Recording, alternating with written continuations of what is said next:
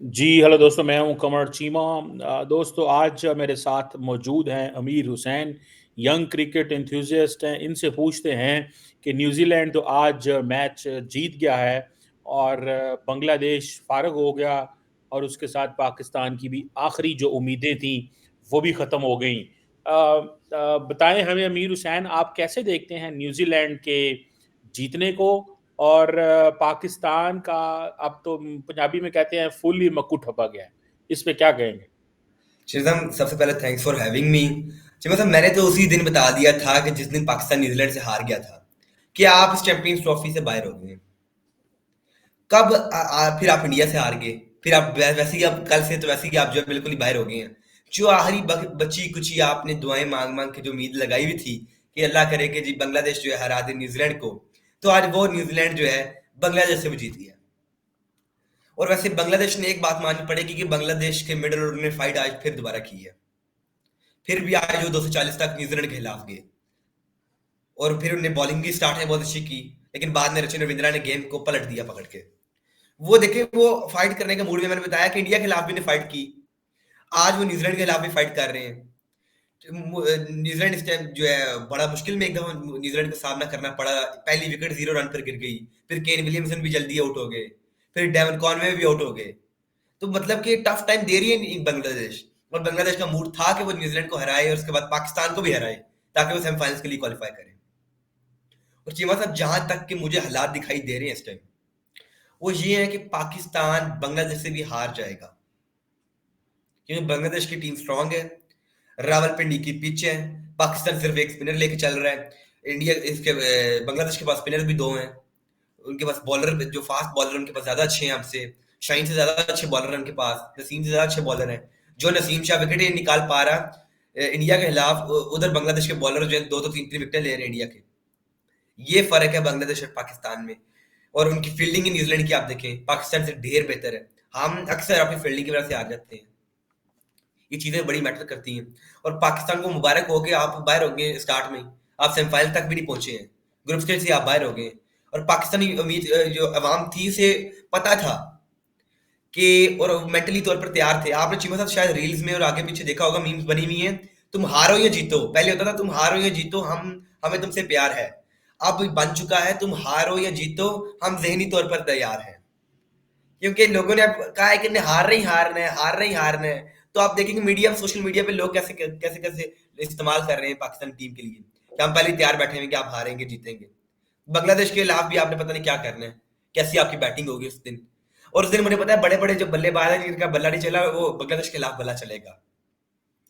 ठीक है जी, बांग्लादेश के खिलाफ बड़े बल्लेबाज, आपको पता है ना, बड़ी टीमों के खिलाफ हमारे बल्लेबाज जो बल्ला चलाते हैं अपने, छोटी टीमों को तो हम देखते ही नहीं ना है। और न्यूजीलैंड क्वालिफाई कर गई है सेमीफाइनल के लिए। ये इसी चीज से आप अंदाजा लगा लीजिए, न्यूजीलैंड क्वालिफाई कर गई है, इंडिया क्वालिफाई कर गई है, आप पीछे के पीछे रह गए। होस्ट नेशन भी थे आप। और ये बड़ा ही, मुझे थोड़ा सा आज हर पाकिस्तानी को शर्मिंदगी इस टाइम महसूस हो रही होगी कि आप 3 दफा न्यूजीलैंड से आ रहे हैं। और वही न्यूजीलैंड इतनी बैलेंस टीम है कि वो बांग्लादेश को भी हरा रही है, पाकिस्तान को भी हरा रही है। और चीमा साहब, टाकरा तो उस दिन हमें देखने को मिलेगा, टाकरा जिसे कहते हैं, वो न्यूजीलैंड और इंडिया का जो 1 मार्च को मैच होगा, क्योंकि दोनों टीम ही बड़ी बैलेंस टीम्स हैं। और पता चलेगा कौन सी टीम ज्यादा तगड़ी है इंडिया और न्यूजीलैंड में से। वैसे तो देखें आप, इंडिया के जीतने के चांसेस 60% है और न्यूजीलैंड के 40%। लेकिन न्यूजीलैंड एक बैलेंस टीम है, इसलिए इसके चांसेस ज्यादा हैं। इस दफा लगता है कि इंडिया को भी मात दे सकती है। इसी चीज से अंदाजा लगा लीजिए कि आप तो वो शुरू में बाहर हो गए हैं, और सबको पता था कि पाकिस्तान कितनी कमजोर टीम है कि आप स्टार्ट में बाहर हो जाएंगे। हत्ता कि वसीम अकरम ने बोला, वकार यूनुस, शुएब अख्तर सब बोल रहे थे, उन्हें बोला कि हमें पता था कि पाकिस्तान की टीम इतनी कमजोर बनी हुई है, क्योंकि बैटिंग ने भी साथ नहीं दिया, बॉलिंग ने भी साथ नहीं दिया। यहाँ तो आपकी टीम वही होती जो साउथ अफ्रीका की सीरीज के खिलाफ थी, ऑस्ट्रेलिया की सीरीज के खिलाफ थी। आपके पास जो रेगुलर ओपनर्स होते, तब आप ये मैच जीतते। इंडिया के पास रेगुलर ओपनर्स भी हैं, मिडल ऑर्डर भी है, टॉप ऑर्डर भी इनका अच्छा है, बॉलिंग भी अच्छी है। उनके पास ऑलराउंडर्स भी हैं। वही चीजें न्यूजीलैंड के अंदर भी हैं। उनके पास ये अच्छे बॉलर, अच्छे बैट्समैन, अच्छे ऑलराउंडर्स हैं। इसी वजह से आप बाहर हैं और न्यूजीलैंड और इंडिया क्वालिफाई कर चुके हैं। और आपको पता है इस टाइम जो सबसे ज्यादा जीतने के चांसेस चैंपियंस ट्रॉफी वो इंडिया के। हर साइड पे ये चीज चल रही है कि इंडिया चैंपियंस ट्रॉफी जीतेगी। ये बहुत बड़े बड़े जो है सारे प्रिडिक्टर्स भी, और हर बंदा इस चीज के बारे में बात कर रहा है। इंडिया की टीम में एक बहुत ही बैलेंस्ड और तगड़ी टीम है। हम्म। कहते हैं जी कि पाकिस्तान के जो खिलाड़ी हैं वो सिर्फ अखबार के इश्तिहारों में विकटें लेते हैं और अखबार के इश्तिहारों में ही जो है ना वो स्कोर बनाते हैं। आपको लगता है कि ये टीम कभी संभल पाएगी, ये टीम कभी खड़ी हो पाएगी? मतलब इससे बड़ी एम्बैरेसमेंट तो कोई नहीं हो सकती। अमीर हुसैन, आपको लगता है हमारी एम्बैरेसमेंट के खत्म होने के कोई कोई चांस है? क्योंकि ये इसमें जरा कमेंट करें ना थोड़ा। चीमा साहब, ये देखें आपकी जो टीम इस दफा बनाई गई है, सबसे पहले तो आपकी मैनेजमेंट जिससे सिलेक्शन कमेटी है वो ही बहुत बुरी थी। और साथ ही साथ आप अगर अपनी टीम को मजबूत करना चाहते हैं तो आप कर सकते हैं। आप मेरिट पे प्लेयर लेना शुरू करें। आप जो यंगस्टर्स हैं उन्हें मौका दें। आप जो असल बॉलर है ना, असल बॉलर शहीन और नसीम साहब को इन्हें बाहर बिठाएं। इन्हें इन्हें थोड़ा रिलैक्स करें, इन्हें बाहर बिठाएंगे तब इन्हें अकल आएगी कि हमने कैसे खेलना है। नसीम शाह को भी बाहर बिठाएं, शहीन शाह अफरीदी को भी बाहर बिठाएं, हारिस रऊफ को भी बाहर बिठाएं। और चीमा साहब, आप पीएसएल के यंगस्टर्स को लेके आए, अब्बास अफरीदी को, एहसानुल्लाह को, जमान खान को। अगर वो आपको परफॉर्म करके न्यूजीलैंड के खिलाफ, इंडिया के खिलाफ ना दिखाएं तो अब भाईजान आप जो है बिल्कुल मैं कहता हूँ क्या बात है। पाकिस्तान टीम तो बहुत तगड़ी हो जाएगी अगर ये 3-4 बॉलर आपके पास आ जाए। शहीन शाह ने 1 विकेट ली रोहित शर्मा की, तो फिर अगले ओवर में 3 चौके खा गए। नसीम शाह साहब ओवर बीट करते हैं, अगले ओवर में फिर 10-12 स्कोर ले जाते हैं। आप इधर लाएं जो डेथ ओवर्स के लिए आपके काम आ सके, जैसे कि जमान खान, वो डेथ ओवर्स का अच्छा बॉलर है। आखिरी ओवर जो है वो हाथ करके डिफेंड करना ओवर, तो वो जमान खान जैसे बॉलर आपको चाहिए। और मुझे इस चीज पर बड़ी हैरानगी हुई जब आपने इतनी तगड़ी टीम बनानी थी आपने चैंपियंस ट्रॉफी के लिए, तो आप आखिरी दफा मोहम्मद आमिर को आप खिला लेते चैंपियंस ट्रॉफी। शायद आपकी थोड़ी बाती बचत हो जाती, टीम में आपकी थोड़ी सी स्टेबल, आपकी टीम स्टेबल होती, क्योंकि वो जानते हैं आदमी कि बल्लेबाज को कैसे खिलाना है। शायद वो विराट कोहली की विकेट ले सकता था, वो रोहित शर्मा की विकेट ले सकता था। ये मसले हमारे बॉलर्स के, हमारे बॉलर हर दूसरे दिन टांग पकड़ के बैठ जाते हैं जी, हमारी फिटनेस का मसला बन गया। भाई यंगस्टर्स को जब मौका नहीं मिल रहा है, चीमा साहब असल में मेन जो मसला अगले दिन मोहम्मद आमिर ने डिस्क्राइब किया है एक टॉक शो में। उन्हें बोला जी हम जो बॉलर्स थे ना, हम टेस्ट मैच खेला करते थे, 50-50, 60-60 ओवर कराया करते थे और हमारी फिटनेस अच्छी है। शाहीन शाह, नसीम शाह 4 ओवर्स के बॉलर हैं सिर्फ। ये अंडर 19 के T20 मैचेस खेल के जो टीम में आए हैं। इनने कभी टेस्ट मैच नहीं जिंदगी में खेले थे, ना इन्हें पता था कि हमने 50 से 60 ओवर कैसे कराने हैं टेस्ट मैच में। ये सारे T20 के प्लेयर हैं। 4 ओवर ये सिर्फ अच्छे करा सकते हैं, 5वां ओवर इनका फिर वही बिल्कुल ना बुरी बॉलिंग इनकी होती है, क्योंकि इन्हें कभी ओडीआई मैच खेला ही नहीं होता। ये T20 की परफॉर्मेंस देख के टीम में आ जाते हैं। ये सिर्फ 4 से 5 ओवर करा सकते हैं, 10 ओवर के बॉलर नहीं है हमारे पास। आपको टेस्ट मैचेस खिला के आपको मेरिट पे बॉलर और बैट्समैन लेने पड़ेंगे जो कि टीम पिच पर खड़े हों और मुकाबला करें बॉलर्स का और बैट्समैन का। ये टीम एक तगड़ी हमें बनानी पड़ेगी। हमें एक दफा एक अच्छा ऑपरेशन करना पड़ेगा पीसीबी को कि जो है शाहीन को बाहर बिठाया जाए, नसीम को बाहर बिठाया जाए, हारिस रऊफ को बाहर बिठाएं और एक दफा नई टीम बनाई जाए। आपने फहीम अशरफ को उस दिन इंडिया के खिलाफ खिलाया, आपने उसे मौका ही नहीं दिया। ये आपने आपकी टीम के अंदर ही बगावत है। रिजवान कहता है कि मुझे फहीम अशरफ नहीं पसंद, मैंने उसे ओवर देना ही नहीं है। कोई पता नहीं, शायद फहीम अशरफ विकेट ले रहा था, फिर आप मैच जीत सकते थे। आप हर अदा का मसला बन जाता है आपकी टीम के अंदर ही। हर बंदे के अंदर हर बंदा अपना बादशाह इधर टीम में बना हुआ है। मैंने इसे ओवर नहीं कराना है, मैंने इसे लूज बॉल कभी दे दी, कभी तेज बॉल करा दी। अपनी मर्जी से आप बॉलिंग करते हैं, बैटिंग करते हैं। तो अमीर हुसैन, ऐसे नहीं हो सकता हम जो भारत की टीम को ट्रेन करने वाले कोच हैं, लोग हैं, उनको हम हायर कर लें? हो सकता है वो अच्छी ट्रेनिंग कर सकें, ऐसे मुमकिन है कि हम उनको हायर कर लें? बात चीमा साहब नहीं है, पीसीबी बोर्ड ने आपको बड़े बड़े अच्छे कोच ला के दिए। आपका कोच सिर्फ 6 से 7 महीने टिकता है, वो भाग जाता है दोबारा। ये पिछले मेरे ख्याल से चंद माह पहले हमारे कोच जो है गैरी क्रिस्टियन थे मेरे ख्याल से, वो जो थे इस्तीफा देकर चले गए। और जब वो अपनी कंट्री में पहुंचे तो उन्हें एक बयान दिया, उन्होंने कहा कि आपके बॉलर और आपके बल्लेबाज हमारी बात ही नहीं मानते थे, वो बहुत बदतमीज थे, ऐसे उन्हें ये अल्फाज इस्तेमाल किए। उनका बिहेवियर बहुत रूड था हमारे साथ। खास करके शाहीन शाह अफरीदी के बारे में उन्होंने बताया कि हमारी बिल्कुल बात नहीं मानता था, फिटनेस का ख्याल नहीं रखता था।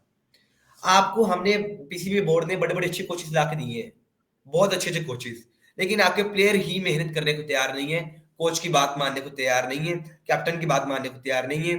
सिलेक्शन कमेटी हमारा बहुत ही बुरा रोल प्ले करती है हर दफा जब भी कोई वर्ल्ड कप आईसीसी इवेंट आता है। तो जब आप कोच की बात ही नहीं मानेंगे तो आपने फिर क्या सक्सेसफुल आप टीम बन ही नहीं सकते। आप बेशक इंडिया का कोच ले आए, आप राहुल द्रविड़ को भी बेशक अपनी टीम में क्यों ना ले आए, इंडिया की टीम में एक डिसिप्लिन है, जैसे कि विराट कोहली एक डाइट के मुताबिक चलते हैं, उनकी फिटनेस लेवल आज भी एक यंगस्टर से ज्यादा है। 36 साल उनकी उम्र है और यंगस्टर से ज्यादा वो तेज भागते हैं आज भी। आप देखें, ये डाइट है, ये वो अपने कोच की बात मानते हैं। उनके कोच जो राहुल द्रविड़ जो इतने कमाल के कोच थे, फिर उन्होंने इस दफा T20 वर्ल्ड कप में फिर उन्होंने रिजाइन किया। उन्होंने कहा बस मैं इतनी कोचिंग करना चाहता था, और इंडियन टीम के साथ मुझे काम करके बहुत मजा आया। पहले वो खुद भी इंडियन टीम के हिस्सा थे, प्लेयर थे, राहुल द्रविड़ एक बड़ा नाम है। उन्होंने कहा मुझे इंडियन टीम के साथ बहुत मजा आया, बात मानते थे, डाइट का ख्याल रखते थे। और इंडिया के जितने भी कोचेज हैं वो इतनी जल्दी इंडियन टीम को नहीं छोड़ के जाते हैं, उनका दिल करता है हमें ज्यादा और ज्यादा मौका मिले। ठीक है जी, आपके कोच हर 6 महीने बाद छोड़ गए, साल बाद छोड़ गए, क्योंकि उन्हें पता होता है कि ये टीम बाकी में, उन्हें पैसों का मसला नहीं होता। पैसे आपको कोशिश को आ रही है, लेकिन कोशिश कहते हैं कि हमारी रिस्पेक्ट की जाए, हमारी बात मानी जाए। इसलिए हर कोच आपसे नाराज हो रहा है। मिकी साहब भी नाराज हो गए थे, गैरी क्रिस्टन भी नाराज हो गए। हर बंदा ही आपको जो है देख के कहता है यार ये कैसी टीम है, जो गद्दों के ऊपर प्रैक्टिस करती है कैच की। गद्दे के ऊपर छलांग मारते हैं, फिर बॉल को पकड़ते हैं, और गद्दों के ऊपर भी ड्रॉप कर देते हैं बॉल। पता नहीं क्या इनका फ्यूचर है इस टीम का, और बनाई जा सकती है। चीमा साहब बेहतर आप टीम को कर सकते हैं। आप एक दफा अच्छी टीम बनाएं, एक बड़ा ऑपरेशन करना चाहिए मोहसिन नकवी साहब को। अब तो आप बहुत बुरी तरह चैंपियंस ट्रॉफी से बाहर हो गए हैं, और अगर आप बांग्लादेश का भी मैच आ रहे थे तो आप वर्स्ट टीम है इस दुनिया की, वर्स्ट टीम। अच्छा ये बताएं मीर हुसैन ने, जरा थोड़ी इस पे भी कमेंट्री करें यार। ये बड़ी एक आपका ये सब्जेक्ट तो नहीं है, लेकिन ये कहा जा रहा है कि कई ऐसे लोग हैं जो कह रहे थे कि पाकिस्तान के अंदर दहशतगर्दी का भी खतरा है। इंडियन सहाफ़ी जो हैं वो, मैं नाम लूँगा यहाँ पे, आदित्य राज कौल, एक इंडियन जर्नलिस्ट हैं, बड़े मशहूर हैं।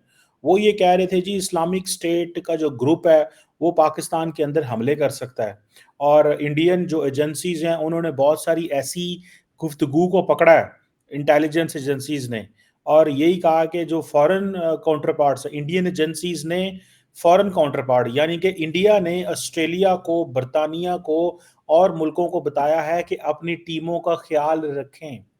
अब इस चीज़ पे आए तो आपको पता चलेगा कि जी बहुत सारे जो इस्लामिक स्टेट ऑफ खुरासान जो है वो दहशत गर्दी कर सकती है, इंडियन जो बाहर से खिलाड़ी हैं उनको किडनैप कर सकती है, और बहुत सारे ऐसे जो सलाफी जहादिस्ट ग्रुप हैं वो साउथ सेंट्रल एशिया में ऑपरेट करते हैं, वो पाकिस्तान और अफगानिस्तान में मौजूद हैं। और वो और साथ में वो ये भी कह गए कि कोई क्रेडिबल हमारे पास इंफॉर्मेशन नहीं है कि ऐसा कोई टेरर अटैक होगा। ठीक है जी, लेकिन ऐसी इंफॉर्मेशन उन्होंने की है। आपको ऐसे लगता है कि इंडिया जो है, इंडियन जो डीप स्टेट है, वो कुछ ऐसा कर, जो ऐसी खबरें जारी कर रही है कि हमने कोई इंफॉर्मेशन पकड़ी है और हमने अपने लोगों को बुलाया? आपको याद होगा कि जब न्यूजीलैंड की टीम एंड टाइम पे भाग गई थी और उसको कहा गया कि जी दहशतगर्दी का खतरा है पाकिस्तान के अंदर। सो ये चीज़ जो है ये भी बड़ी अहम है कि इंडिया को ये है कि हम वहां से तो जीत गए, पाकिस्तान आउट हो गया है, तो अब ऐसे करें कि ऐसा कोई माहौल पैदा कर दें कि जिससे ये कहें जी पाकिस्तान से चैंपियंस ट्रॉफी उठाएं और पहुंच जाए दुबई के अंदर। तो ये, हालांकि पाकिस्तान तो आपको पता है प्रेसिडेंशियल लेवल की सिक्योरिटी दे रहा है तमाम टीमों को, जिधर ये टीमें जाती हैं हम तो उन इलाकों में जा भी नहीं सकते। इस्लामाबाद के अंदर जिधर टीमें मौजूद हैं हम उन इलाकों में भी नहीं जा सकते कि जी यहाँ पे इन टीमों ने आना है। इसको आप कैसे देखते हैं कि क्या कोई दहशतगर्दी का खतरा है, या कि आप समझते हैं कि ये इससे मुराद ये भी है कि थोड़ा सा जो है डराया जाए पाकिस्तान को मजीद, और पाकिस्तान को थोड़ी जिन्हों पंजाबी कहते हैं ना दत्रा कटो, और वो जो टीमें हैं उनको उनकी उनके मुल्क को, उनकी लीडरशिप को भी बताएं कि भाई नहीं अब ऐसे नहीं चलेगा, ये नहीं होगा। कैसे देखते हैं आप इसको? चिमा साहब, ये जो इंडिया का नैरेटिव आपने बताया कि पाकिस्तान में टेररिज्म हो सकता है, ये आज का नहीं है, पिछले कई साल का है। और खास करके जब से पाकिस्तान चैंपियंस ट्रॉफी होस्ट करने जा रहा है, तब से तो इंडिया ने इस चीज को पकड़ के हर बंदे के सामने बता रहे, ऑस्ट्रेलिया वालों को भी, इंग्लैंड वालों को भी, पाकिस्तान में न जाओ, कोई टेररिस्ट हमला हो सकता है, आप किडनैप हो सकते हैं। लेकिन चिमा साहब, इस तरह कोई वाकया तो नहीं हुआ। पिछले कई साल से इंग्लैंड आ रही है, साउथ अफ्रीका आ रही है, न्यूजीलैंड आ रही है, कभी किसी टीम के साथ इस तरह का कोई वाकया नहीं हुआ। और अगर होना होता तो चैंपियंस ट्रॉफी के स्टार्ट में ही हो रहा था। अगर आपने चैंपियंस ट्रॉफी को पाकिस्तान से बाहर करना था तो स्टार्ट में ही हो रहा था इस तरह का कोई वाकया।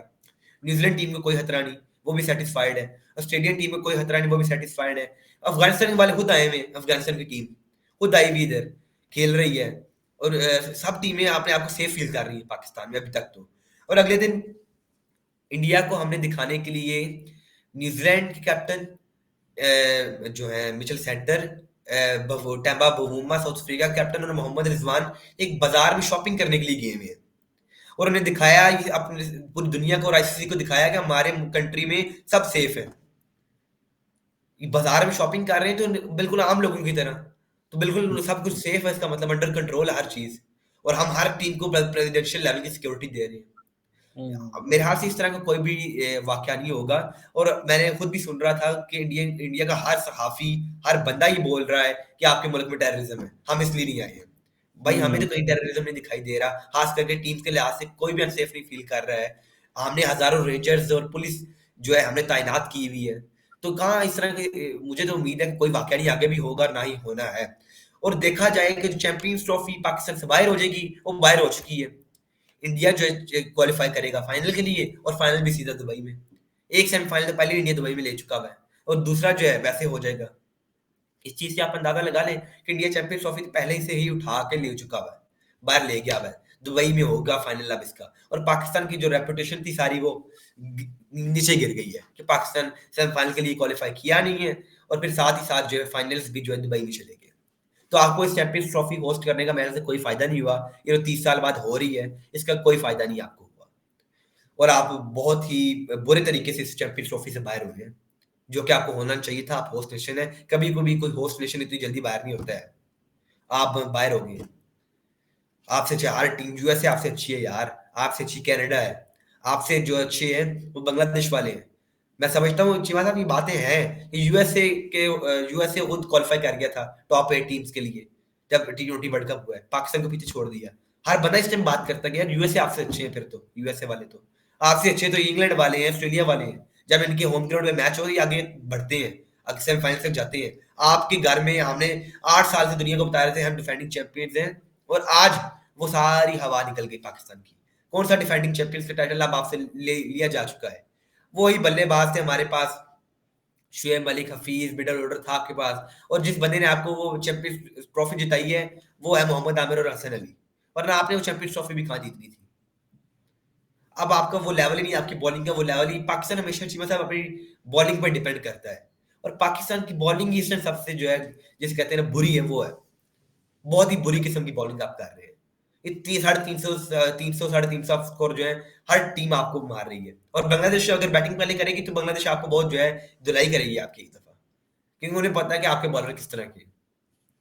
इस चीज से आप अंदाजा लगा सकते हैं। चैंपियंस ट्रॉफी वैसे ही इंडिया बाहर ले चुका है, वैसे अब भी वो और डरा रहे हैं लोगों को कि बस पाकिस्तान में अगला कोई इवेंट ना हो। बात तो ये कि आईसीसी का अगला कोई इवेंट ना हो पाकिस्तान में। पाकिस्तान सुनने आ रहा था कि पाकिस्तान में T20 वर्ल्ड कप दिया जा रहा है पाकिस्तान को, अच्छा। तो इसलिए शायद इंडिया डराने की कोशिश कर रहा है टीम्स को, और खास करके आईसीसी को बताने की कोशिश कर रहा है कि यार इधर टेररिज्म के खतरात हैं, इनसे सारा कुछ ले लो। इंडिया कामयाब इस चीज में हुआ है। लेकिन इंडिया इस चीज में तो, इंडिया ने कोशिश तो बड़ी की है पाकिस्तान में क्रिकेट ना आए, ये सारा कुछ हो, लेकिन इंडिया पाकिस्तान की टीम को हरा तो दिया बड़ा बुरी तरह। वो तो हम अपने करतूतों से हारे हैं, वरना पाकिस्तान में चैंपियंस ट्रॉफी आ तो गई है। ये तो जारी बात है, इंडिया इस चीज को तो महसूस करता होगा कि जिस चीज को हम रोकना चाह रहे थे वो हम नहीं रोक सके, लेकिन हमने अपनी हरकतों से अपने आप को खज्जल किया, खराब किया। इंडिया ने जो करना था वो किया। उन्होंने ये फैसला किया कि पाकिस्तान को आइसोलेट करना है, उन्होंने किया। उन्होंने कहा जी दुनिया की क्रिकेट टीमों को पाकिस्तान ना जाए, वो नहीं आई। उन्होंने सारी अपनी कोशिशें की, ठीक है, ये तो आ गई फिर भी। लेकिन देखें अपना अमीर हुसैन, हमारे करतूत देखें कि हमने कोई हमें नाकाम नहीं कर सका, हम खुद ही अपने इतने बड़े दुश्मन हैं। मैं तो अक्सर कहता हूं ये सारे छोटे छोटे घरों के छोटे छोटे लोग हैं, जब इनको पावर मिलती है, रिप्यूट मिलती है, पैसा मिलता है, ये इतने पागल हो जाते हैं, ये पागल हो जाते हैं। इनको कोई समझ नहीं आती क्या करना है और क्या नहीं करना। समझ रहे हैं आप बात को? सो मुझे ऐसा लगता है कि ये एक चीज है जिसको मेरा ख्याल है कि थोड़ा सा, वो जिसे कहते हैं ना, समझना चाहिए, जिस चीज को थोड़ा सा देखना चाहिए कि पाकिस्तान तो अब टूर्नामेंट से बाहर है आज के बाद, लेकिन इंडिया आपको किस तरह ग्रिप कर रहा है, उनकी जो अप्रोच है आपके बारे में वो कितनी स्ट्रांग है और वो कामयाब है। ये तो शुक्र करें कि आपके हाथ में चैंपियंस ट्रॉफी आ गई और जीतेगा इंडिया, देख लेना आप अमीर हुसैन, जीतेगा इंडिया ते गाला साढ़े। और वो रात को आपने देखा पाकिस्तानी जो वो है, क्या नाम है, कैप्टन की प्रेस कॉन्फ्रेंस, कितनी बदतमीज तरीके से उसने प्रेस कॉन्फ्रेंस की है।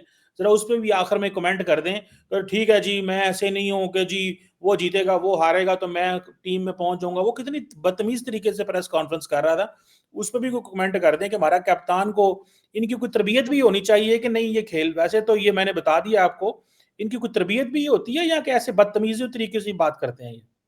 इनको चीमा साहब जिस बंदे को अपने कोच से बात करने की तमीज नहीं है, तो वो प्रेस कॉन्फ्रेंस में क्या करेगा? और इनका जो बिहेवियर है, रूड बिहेवियर से बात करते हैं, ना ही इन्हें बात करना आती है। और खास करके इन्हें पूरी दुनिया के प्लेयर्स को इंग्लिश आती है, हमारे प्लेयर्स को इंग्लिश भी नहीं आती है। वर्ल्ड क्लास बैट्समैन है बाबर आजम, और उन्हें इंग्लिश बोलनी नहीं आती है। कप्तान है हमारा रिजवान, इंग्लिश बोलनी नहीं आती है। तो मुझे समझ नहीं आ रही है असल में। अब जब आपके ऊपर सवालिया निशान उठाया जाए तो उसे गुस्सा लग गया, ज्यादा चढ़ गया उसे। अब उसके पास जब बात करने को कुछ था ही ना, तो उसे यही करना था कि ये हो गया वो हो गया। कभी किसी से बात निकालना, कभी हमसे कोहली आउट नहीं हुआ है, कभी कहना कि कोहली ने बहुत अच्छा परफॉर्म कर दिया, कभी कहना हमारी बॉलिंग नहीं चली है।